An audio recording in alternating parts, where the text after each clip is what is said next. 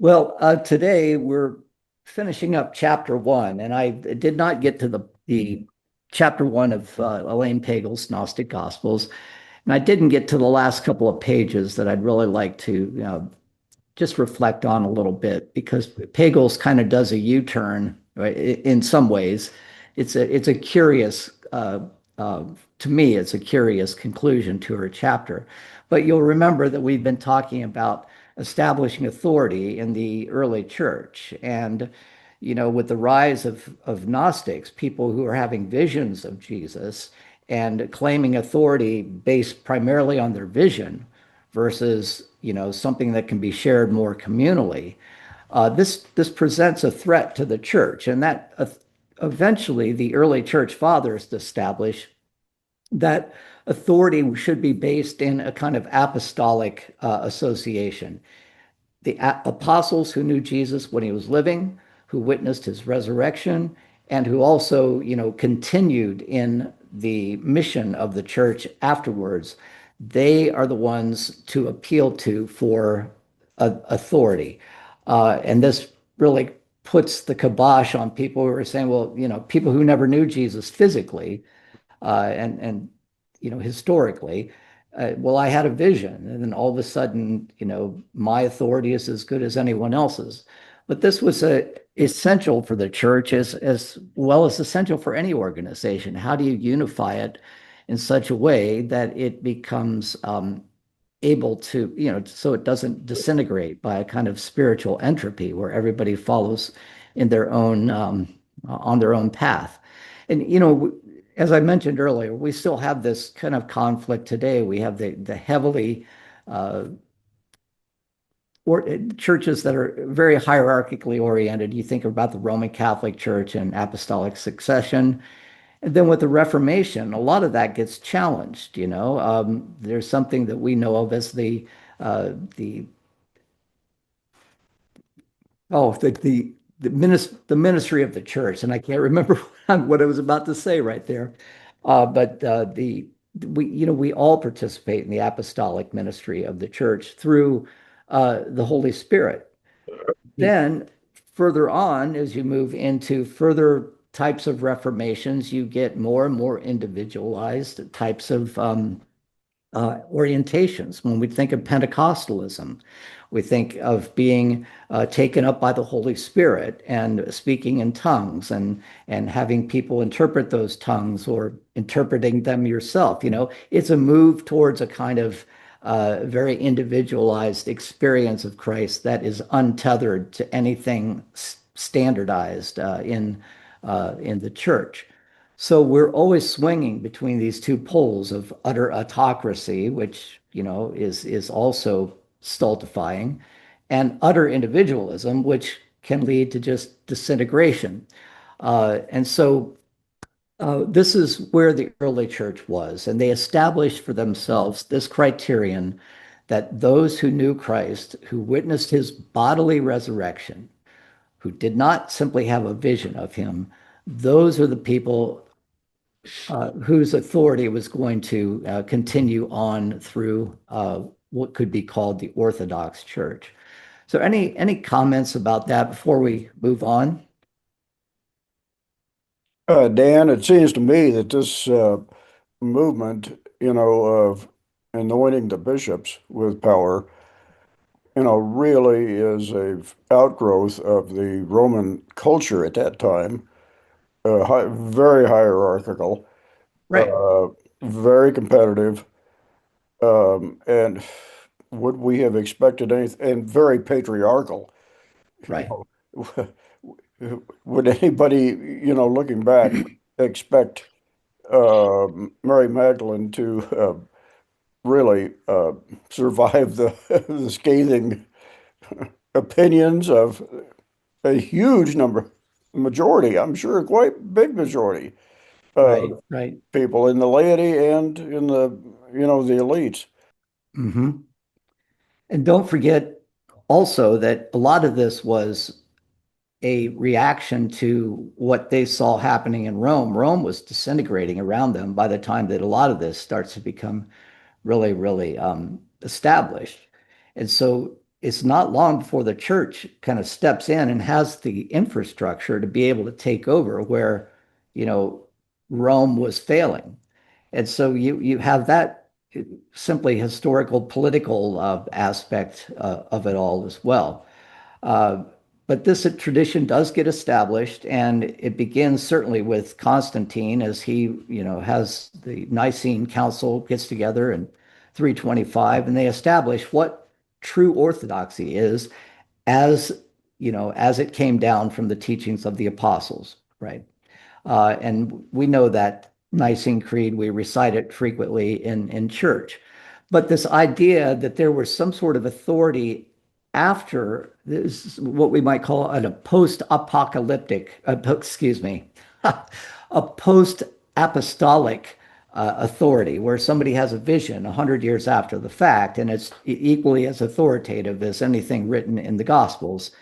That is, you know, that is put, you know, put to rest. The true authority and the true experience of Christ comes with those who experienced his life, his death, and his resurrection. And everything after that is only takes a distant second, you might say. So we see here how the authority of Rome gets established. And so this really concludes Pagel's first chapter of the book, but she concludes with a really interesting reflection, and I'd like to read it if I could. It's because it talks a little bit about the importance of bodily resurrection, which is not the direction I perceived her as going throughout this entire chapter. Um, I'm going to start at the top of page 27, and no, actually with on page 26, the last paragraph. The contemporary theologian Jürgen Moltmann suggests that the Orthodox view of resurrection also expressed in symbolic language the conviction that human life is inseparable from bodily experience. Even if a man comes back to life from the dead, he must come back physically. Irenaeus and Tertullian both emphasize that the anticipation of bodily resurrection requires believers to take seriously the ethical implications of their own actions. Certainly, it is true that Gnostics who ridiculed the idea of bodily resurrection frequently devalued the body and considered its actions, sexual acts, for example, to be unimportant to the spiritual person. And I think this is something that Mac mentioned a couple of sessions ago, that, you know, among a Jewish group of people, this idea that there could be some sort of life apart from the body was really unimaginable, because a person was body and spirit together. Neither one of those two could exist, you know, without the other. And thus the two of them form a person, what Jews would call a soul. So this emphasis on bodily resurrection is something that, you know, that in the church's affirmation of the idea, it also affirms something that the Gnostics are going to be accused of doing, and that is devaluing the natural world, devaluing the physical world, devaluing physical existence and everything and all of its trappings. This is an entirely Greek idea. And when you add to that some strains of Manichaeism, where this natural world is, you know, the realm ruled by Satan and is evil, then you get something that's entirely unchristian or non-Christian. So let me continue on. For the Gnostics stood close to the Greek philosophic tradition, and for that matter, to Hindus and Buddhists as well, that regards the human spirit as residing in a body, as if the actual person were some sort of disembodied being who uses the body as an instrument, but not, you know, has no identity with it. Those who agree with Moltmann may find then that the Orthodox doctrine of the resurrection, far from negating bodily experience, affirmed it as their central fact of human life. And I don't know. I was glad to see her. I don't know what Pagel's faith stance is. I don't know if she's simply a scholar, uh, but I find this affirmation of church doctrine to be somewhat spiritually motivated on her part, because it does what she's saying does lie at the center of Orthodox Christianity, regardless of everything she's written before about trying to um, legitimize the Gnostics. Uh, any thoughts about that? Comments?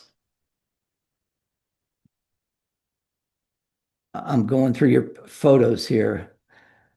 And having just celebrated Easter, I think that's important for us to remember, because the Gnostics there will be some forms of Gnosticism that are going to regard this world as just a den of evil spirits.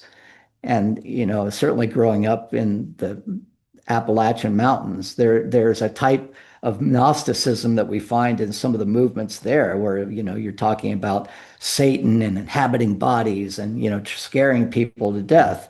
That's closer to Gnosticism than, it probably should be, which only goes to show you why pastors should be educated in the church and not just, you know, preach from their feelings.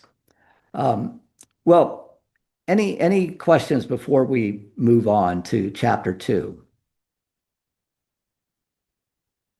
Dan, I think I saw a statistic that only 50% of pastors, air quotes, have more than a high school education.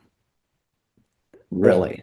Yes. Well, you think about what we're talking about right here, the almost explosion in non-denominational churches Right.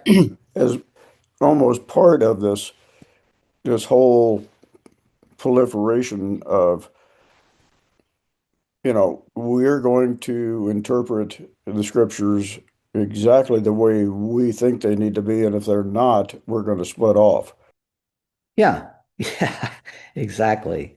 Um, Going against orthodoxy and tradition. But I mean, that's why we exist as Presbyterians. They're Reformation. I mean, there were good splits, and apparently we're saying that they're bad splits here. It's a conundrum, really. I don't know if I'd want a church where everybody believed the same thing, but at the same time, I wouldn't recognize a church where everybody had their own little individual experience. So walking that tightrope is so important. How do we maintain diversity in the midst of unity? Or as Plato would say, and this is where we're going, how do we maintain the importance of the many in the context of the one? Um, and we tend to recognize the importance of unity, right? When we want to go to college, we usually go to a university, and we live in a universe. We conceptually recognize that there is some sort of organizational principle behind how we live. But we also recognize that if we're going to be creative, we have to fight against that organizational, not fight against, but we have to challenge that organizational principle at times. Go ahead, Will. Well, I wonder if anyone else has heard this about First Pres here in Hastings, but through various pastors, I've heard our church described as a big tent church, where room for lots of different beliefs, approaches Yeah. were somewhat accepted. Has Right. anyone else heard that about our church? Well, I think Greg's book, Yeah. the title of his book kind of lends itself to that interpretation. Um, Red State, Purple Church.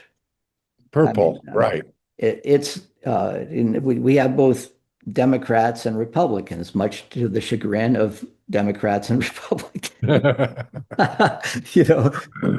But but we also tend to value intellect as well, and recognize that uh, when the questions stop, so does the movement, right?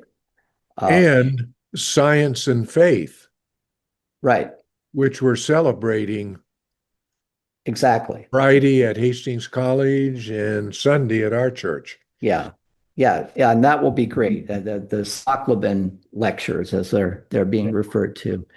Well, I hope you will indulge me because before we get into chapter two, as I've been reading this, I want to give you some background that I hope will not be too much of a digression or diversion.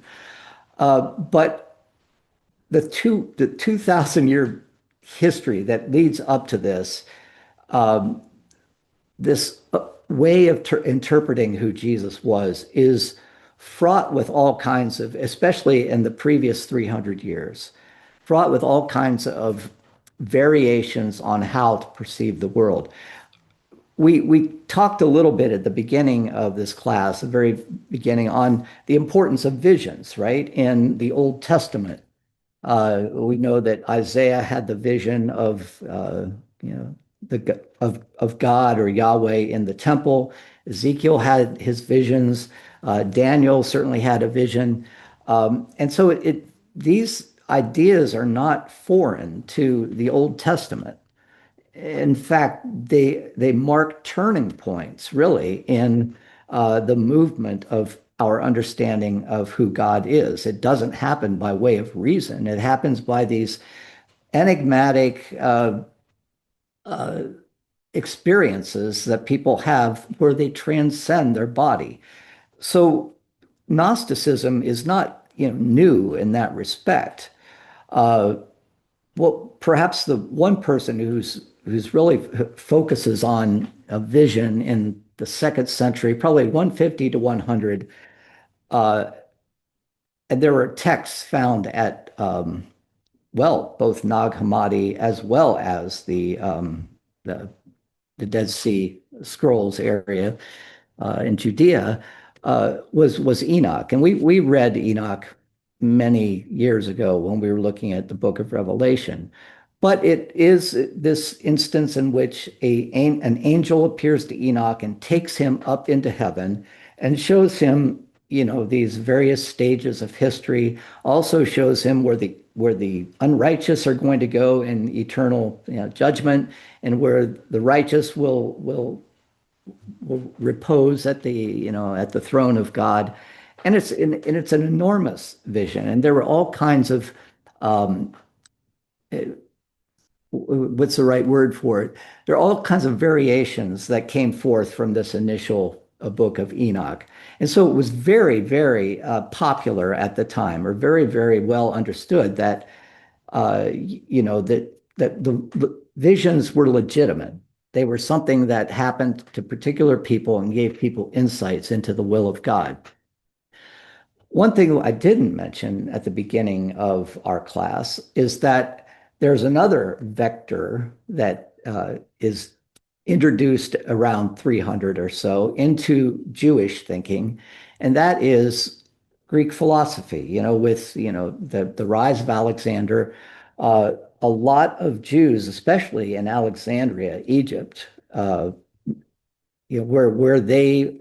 the Jewish community there was open to learning about Greek ideas. Not so much in Palestine, right? They saw them as a threat to their unity, you might say.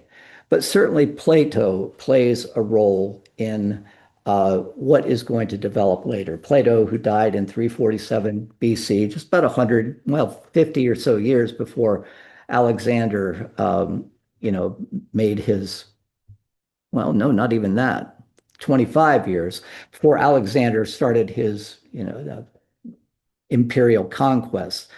But we have Plato's works contained in the dialogues, and I think you know a little bit about Plato, but remember what the Platonic worldview is and how it aspires to knowledge. Knowledge is important, not just experience that we have in this world, because this world is always changing. What we see one day is not going to be the same thing we see another day, right? I look outside and I see the tree that I planted that Will and I Will propagated from the elm in Hastings College. That tree is never the same tree, right? It is always changing. It has more buds on it today than it did yesterday. Well, then how do I know what a tree truly is, right? If it's always in a state of flux. Again, there has to be this unifying principle.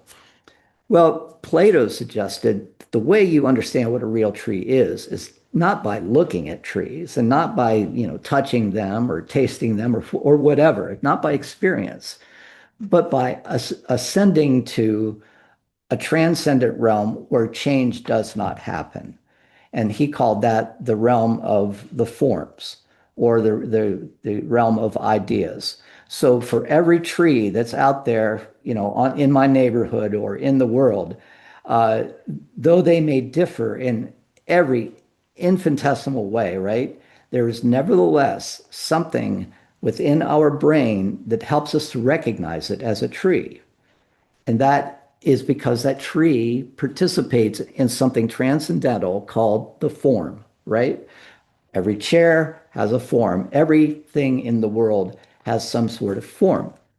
Well, obviously, Plato believed that knowledge was going to be gathered not through observing this world, very different than Aristotle, by the way, but by aspiring to know the forms that transcend this world. Fast forward ahead 300 years, and you can see how Gnosticism, through its visions, also has a very similar type of approach. And there's something else that some Gnostics, let me say a little aside here. We're talking about Gnosticism as if they're all the same thing, and they are not. There are many forms of Gnostics that develop in the first 300 years after Christ. But something that generally the Gnostics will recognize is that this world in which we live is a world of illusions, right? Some of them are more adamant about that than others, but nevertheless, we can't truly know truth by observing this world. And so they adhere very clearly to something that you all should probably know. And remind me, I don't know how elementary this is to you, but it is relevant to what we're going to be talking about. But the allegory of the cave, right? Plato was going to describe what it's like living in a world of ignorance and what it's like living in a world where the world of the forms, right?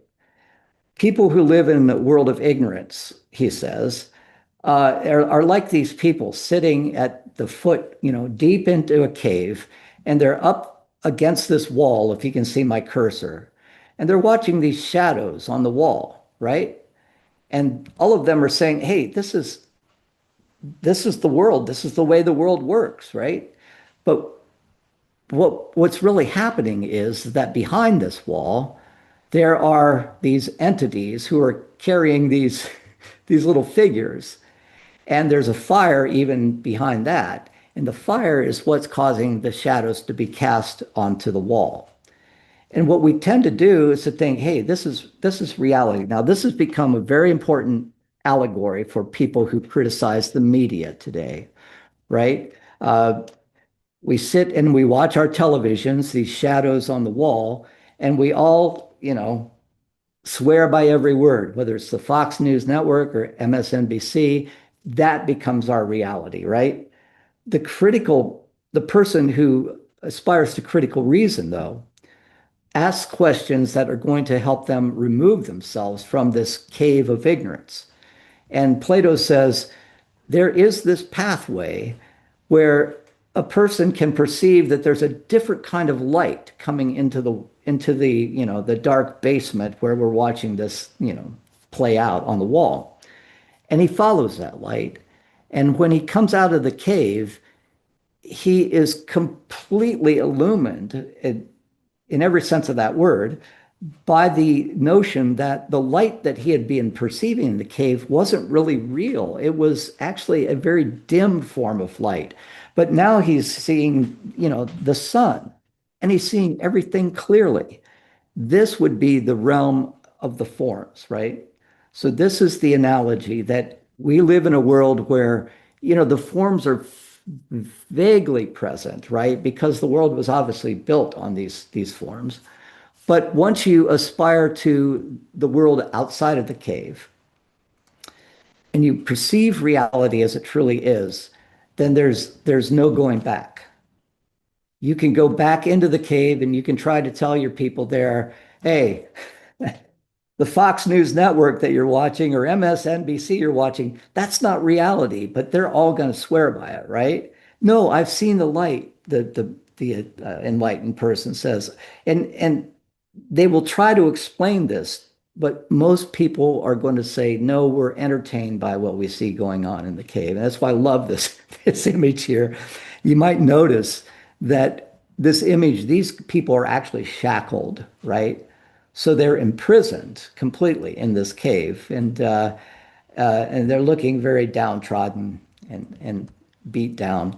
And so, keeping this analogy in mind when we start thinking about the Gnostics, Plato is very important because he, 300 years down the line, is going to influence a lot of the more intellectually inclined Christians who are going to want to interpret Jesus in a way that is not simply shadows on the wall, right? Historical reality, but they're going to want to interpret Jesus in a way that is a transcendental way. And they want to aspire to that transcendental way. So keeping Plato's cave analogy in mind is really important because many Gnostics are, in one form or another, going to appeal to that. So questions about this. I hope, I know that for most of you, this is just an old hat, but let's put it in context and try to recognize its importance here. Sharon, did you want to say something? I was going to say if we acknowledge the fact that Fox News and MSNBC aren't quite that old, what would be casting the shadows what, on the wall when Plato was talking about it? Another person's testimony, a document of some kind, This would myth? be this would be the gods, you know. And But the image is there. oh, can Yeah. you see these people walking behind the wall here? Mm-hmm. Mm-hmm. Yeah. They're carrying these little figures that the light is, casting onto the wall and creating those shadows, right? And Plato is trying to demythologize this whole thing. He's trying to create a new well, he's not trying to create a new mythology, but he ends up creating a new mythology. But he's really challenging the idea of the gods, and the way they play with people in the world. I don't know if that answers your question, though, Sharon. Well, it was more along the line of how did they do that? Through direct involvement in people's dreams, or how did the Oh, gods act? Because to me, it seems like the folks who are asked to be making that transition to reading a gospel or hearing a story, not yeah, just kind of a God exists somehow communicating. Yeah. right. And Plato, at the time, Plato is challenging what he sees as an emerging. Remember, he's living in the time of the Republic, but there are all kinds of manipulative uh, means, there are all kinds of manipulative powers, often referred to as the sophists, right? Socrates was put to death by the sophists. Sophistry was something that poses itself, it presents itself as wisdom, but in fact is manipulation. So I really think that Plato had the politics of the Republic in mind and the way that people were being manipulated by the powers that be, that were becoming increasing more and more autocratic and more in the hands of fewer and fewer people. And so these are the people who make the laws. These are the people who make the customs. These are the ones who have all of the influence, right? But they are being guided by their own greed and by their own uninformed ideas. If you get behind that, Plato says, you will see that there is a more transcendent world, which is the world of truth and not the world of truth that's been manipulated. This, by the way, is what Noam Chomsky is so good at, if you know about Noam Chomsky. Um, any other questions about that or comments? A modern day spinoff, Dan, is uh, the orthodoxy, if you can stretch it that far, of the Texas legislature banning the teachings of Plato at Texas Tech University. Uh, So right. uh, well, Plato is going to warp the minds, of young Texas students today, and Right. therefore has to be expunged. Really? Well, the irony of that is that Plato's Republic, more than apart from challenging what many conservative right-wing people are trying to do, supports it. I mean, the philosopher kings, if you will, they're having this, kind of elite group of people who controls the world, who controls the populace, who aren't smart enough and don't have the knowledge to be able to uh, defend for themselves. I mean, that's what we're seeing right here. Plato was by no means an everyman, right? He wasn't. He firmly believed that there were these special people, the philosopher kings, who had climbed out of the cave, and he was just going to. He didn't believe he was doing this, but he was just going to transfer one set of rules and power to another group, right? The so-called philosopher kings.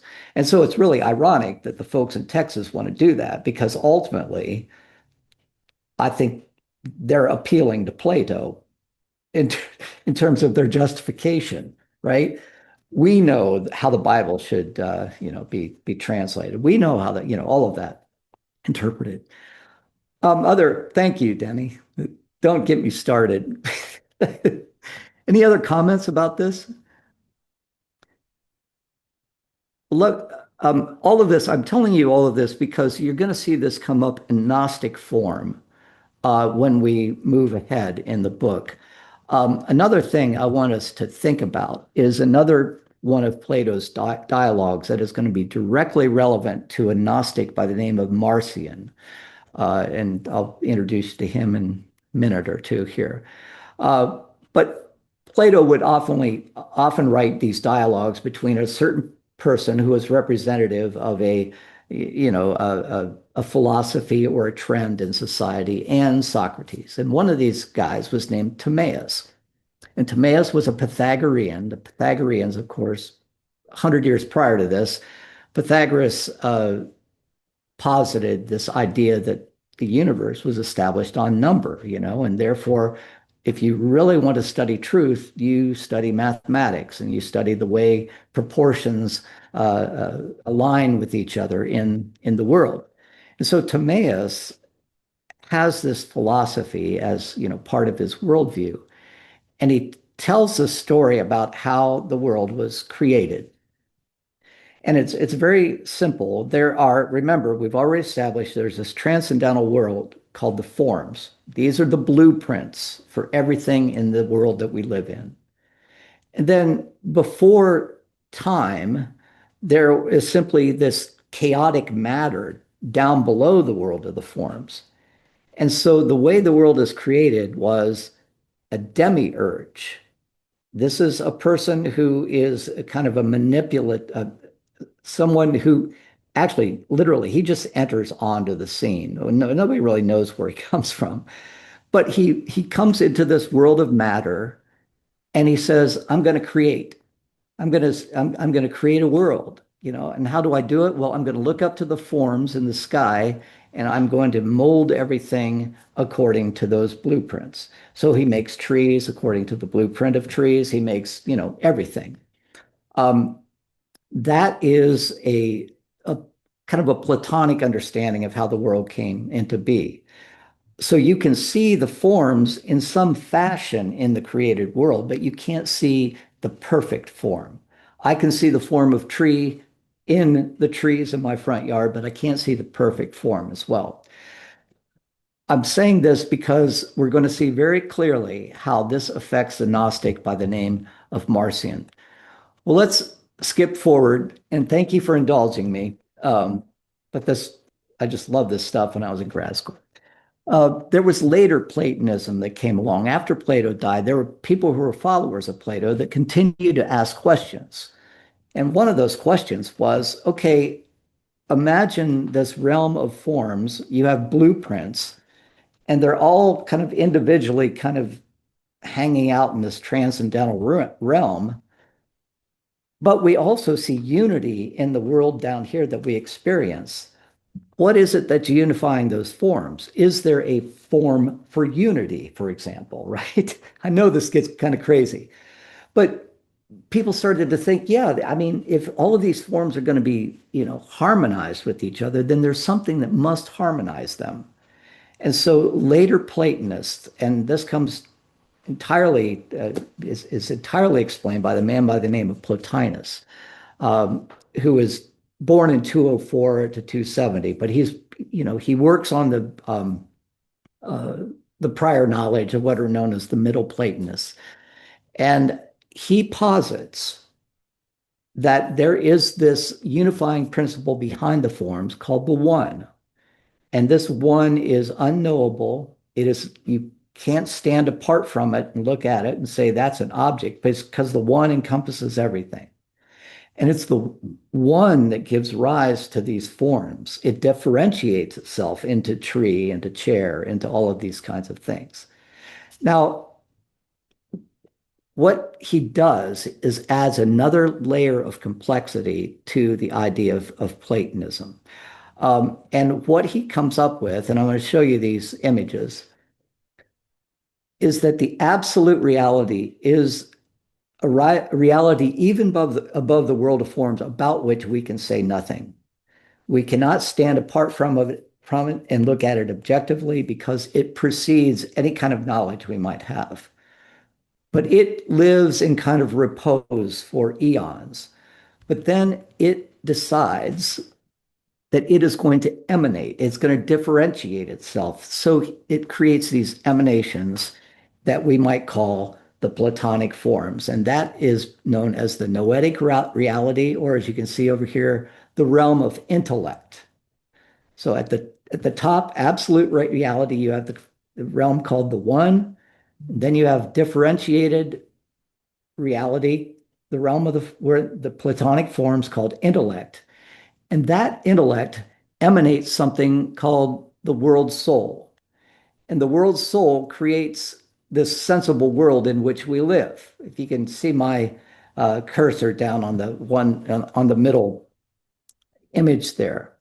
And so what we have here is, have you ever been to a wedding where they've got one of those champagne fountains where they've got the champagne glasses stacked up, and the water is just moving through the fountain and sucked back up to the top and then comes back down again? That's what the world looks like for Plotinus. You have the One at the top, which emanates the intellect, the forms, the ideas, which emanates something called the world soul, which is basically the means by which this physical world gets an intimation of that which is beyond it, up above. So if I live in this world of matter and I'm an individual soul, then I'm connected with the One through the world soul. It's like a ladder. Some have compared it to Jacob's ladder. So you have this emanation down from the One, and then this movement back up to the One. So it's this constant movement, the spiritual movement from pure spirit down to the world of matter and back up to pure spirit. And those who have the intellectual ability are the ones who follow this path of knowledge back up to the realm of the intellect, and eventually back up to the one and become one with, let's call it God. Though the Neoplatonists did not call it God, absolute reality. This lies at the core of every bit of Christian mysticism that is going to follow, uh, the time of Jesus. That is, that it is possible for human beings, even in their physical form, to achieve a sense of oneness, a sense of experiencing utter transcendent reality, even in the midst of their bodily form. So, I'm sorry that that is very complex and kind of confusing, but it's really more accurate to say that instead of looking at this in a hierarchical fashion, like up above in a vertical fashion, we need to look at it in a three-dimensional way. In this world that we live in, at the very core of the physical world, deep at the center, is what we call the one. And it emanates divine mind or the intellect, then the world soul, and then the universe itself. So try to think of it in a three-dimensional way. This also is the foundation of something you may have seen, in your reading, but there's a Jewish mystical tradition called Kabbalism, or they read a book called the Kabbalah, which is the received tradition of mystics. And it is really built upon this Neoplatonic idea. At the top of the crown, you have God who emanates a world, and it eventually becomes the world of matter. But human beings are called to climb the ladder back up to God. This is yet another form of mysticism that we're going to come in contact with. No, I want to say this is probably the foundation of mysticism that we're going to come in contact with. Now, you take the visions we talked about in the Old Testament, Isaiah, Daniel, Ezekiel, and you take that more personal kind of tradition, and you mix it with this Neoplatonic tradition, and you're going to get an amalgam that relies on one or the other in Gnosticism. Some will be more Jewish oriented, some will be more Greek oriented. And I'll give you examples of these as we move forward. But by the end of the first century, there were already Christians who were claiming to interpret Jesus along Gnostic lines. And as I mentioned the last time, these were most likely people in the higher socioeconomic regions of society, people who had education, people who had been, educated in Greek philosophy. They could not fathom the idea of a body being resurrected back to life. They had Greek notions of human beings being souls trapped inside of bodies. And to achieve their true identity, they must remove that soul from the body and ascend up to heaven. That's what the Gnostics are all about. So when we look at, let me stop and see if there are any questions about this. I'm trying to go faster than I probably should. Sorry.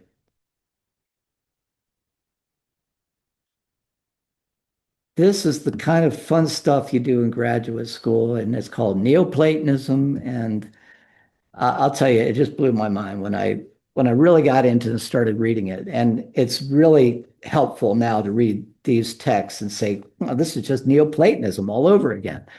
I'll try to point this out throughout the book. But let's think about ways where the visions in the Old Testament carry through to the New Testament. And we know that Paul had his visions, right? 1 Corinthians 12, he talks about, being carried, someone he knows, I know a guy being taken up into the third heaven, and they're, being introduced to reality as it really is, right? But we also know in Acts when he was, he received his call from Christ, he was blinded. And in Acts chapter 9, there are two visions that take place. And remember, this is Luke writing. Luke, the one who is the, the Gentile educated physician. And Luke is telling this story. Let me read it for you if I can just find it in my. So Paul receives this vision from Jesus. He's knocked off of his horse, depending on what story you read, and he's blinded. Now there was a disciple in Damascus. Remember, Paul's on his way to Damascus, and his name, the disciple's name, was Ananias. The Lord said to him in a vision, Ananias. And Ananias answered in the time-honored Old Testament fashion, "Here I am. Here I am, Lord." The Lord said to him, "Get up and go to the street called Straight. And at the house of Judas, look for a man of Tarsus named Saul. And at this moment he is praying, and he has seen in a vision a man named Ananias come in and lay his hands on him so that he might regain his sight." So Paul and Ananias are having simultaneous visions, right? Paul is waiting for a guy named Ananias. Ananias is waiting for a guy named Paul. So visions, are still being spoken about by the end of the first century, when, we, even in the so-called canonical literature. When we start looking at Gnosticism, that's also going to be built on these visions, really important distinction to make is between monism and dualism. Monism is the idea, a Neoplatonic idea, that everything in the world is based in a common reality, that the one can be found in all things, that there is nothing that is not created by God, and nothing that cannot ascend back to God. The other type of reality is one that is informed also by Greeks, more Platonic and also Manichaean, and that's dualism. And that is the idea that the world of spirit is perfect and good and eternal, and the world of matter is, if not evil, then not worth our time of day. And you might remember in the Manichaean tradition of, you've got the world of darkness and the world of light fighting against each other, and there are two gods.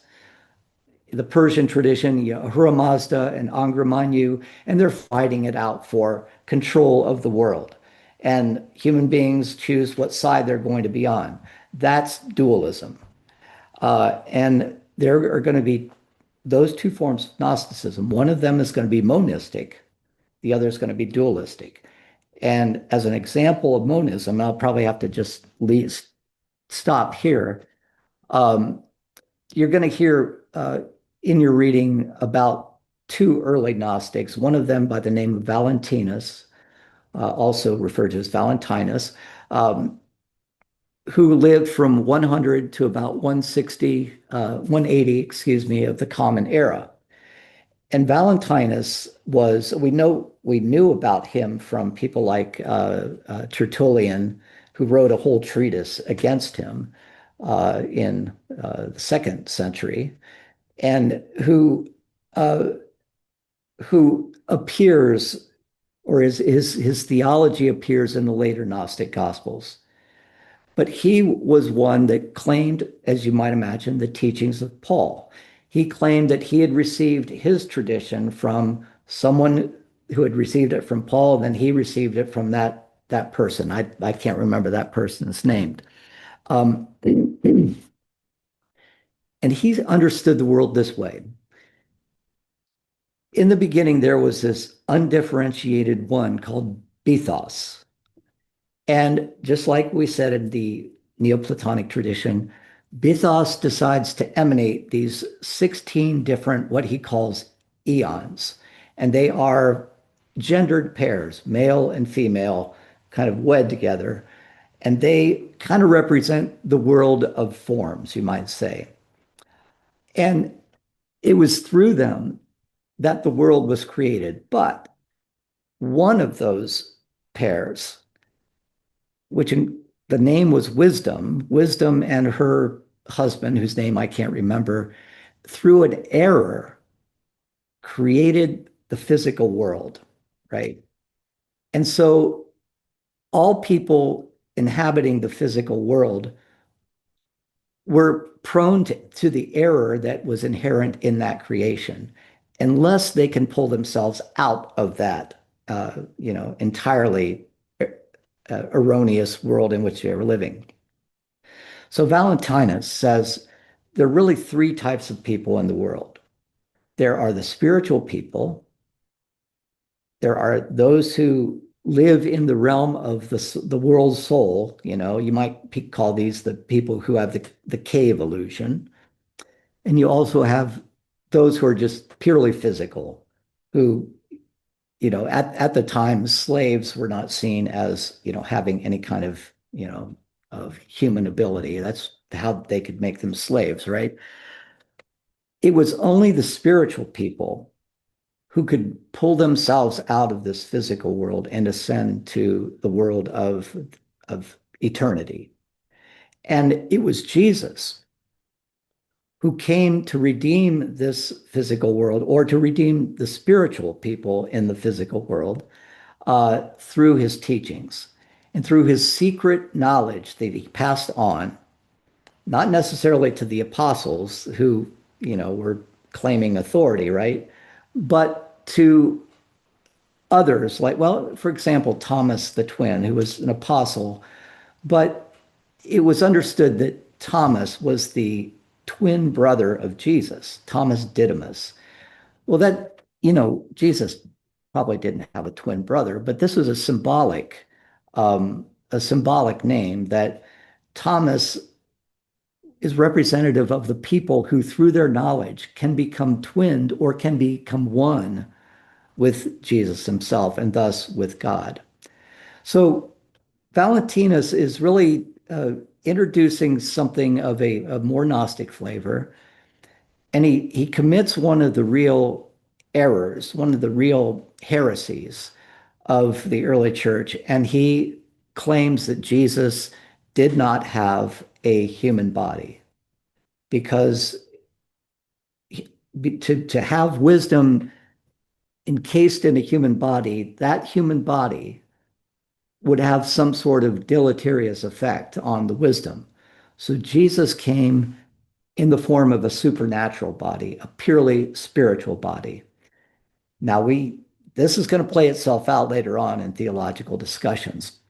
But this was a form of Gnosticism that was very popular in the first 100 to 150 years of the church. In fact, Valentinus was he was a bishop in Rome that had, that was going to be, no, he was he was going to be named as the premier or primary bishop in Rome, and thus he would have been one of the Pope's predecessors. But when he didn't receive that call, or when he didn't receive that designation, he kind of broke off and started his own understanding of the church that way. So give me your thoughts on this. I mean, does it resonate? What kind of things do you think about when you hear these things?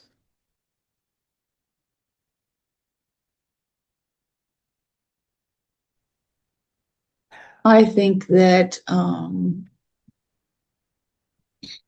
I've been surrounded by a lot of information, not necessarily religious, but spiritual, that, that's exactly what they say. We're a soul first living in a body. Right. Yeah. And I just figured, maybe I'm Gnostic. Yes. Well, I think about that prayer that we learn when we're a child. Now I lay me down to sleep. I pray the Lord my soul to keep. If I should die before I wake, I pray the Lord my soul to take. Right? I mean first of all, it's questionable wisdom if you want to have a kid start thinking about death before they go to bed. But when I was a kid, I thought, okay, when I die, there's going to be this thing that floats out of me, and I'm going to go to heaven. The Lord will take my soul, just like in the prayer. And that's Yeah. not a Jewish idea. That's definitely a Greek idea. Uh, Go ahead, Angela. that that's interesting that it's a Yeah. Greek idea. Yeah, very much so.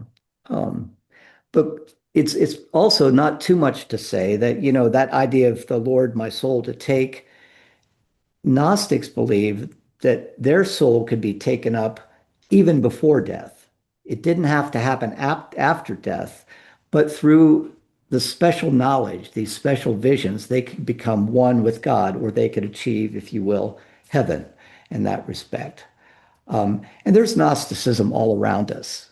You know, we I said last time, we hear people talk about being spiritual but not religious, and I I think they are turned off by this very heavy-handed idea that's very intellectual. You have to believe this, you have to believe that, and they come to see that represented in too many churches, which Right. basically returns us to this idea that we were thinking about before. This is how many spiritual but not religious people see the church. Um, Well, even as a child, I just, I would go to church and experience that, and then I'd come out into the world and I think it's not the same. yeah, Something is incongruent about this, yeah, that it's like a story, and right, I wanted it to be real. yeah, yeah. A lot of our, there's a lot of damage that's done with uh, well-meaning prayers and well-meaning ideas that are told to children. I mean, I think about how I've had to unlearn a lot of those, like the prayer I just mentioned, my soul to take. You can see why the bodily resurrection is so important to the church, because that is a very Jewish idea, right? We cannot experience life apart from the pleasures that we experience in the body, whether it's eating at Constance's house, or with Harvey's pie, or any of the great bodily experiences that we have, the pleasures that we have. Those are meant to be affirmed, and those are meant, to be um, perpetuated as well. Well, our time is on us. Would anybody like to, give a little last summation of our time together? And I hope this is going to be the most obscure uh, lesson, I guess, and most obscure time that we have together. But this Neoplatonic philosophy is really at the core of Gnosticism, I think. Any other thoughts? Well, the next thing I wanted to say, that all of this is going to have a very profound effect on how we interpret the very first story in the Bible, and that's Genesis chapter 2 and 3. And that's how Pagels opens up her chapter 2 in the book. So you might want to just review, if you will, uh, that story, and kind of remind yourself. You might think you know it because you've heard it so many times, but read the story through again, and just kind of think about uh, the role that the serpent plays, and try to put aside all of the shadows on the wall that you've been taught about the serpent. And as the Gnostics would say, take the path up into the sun, and see that story in a new way.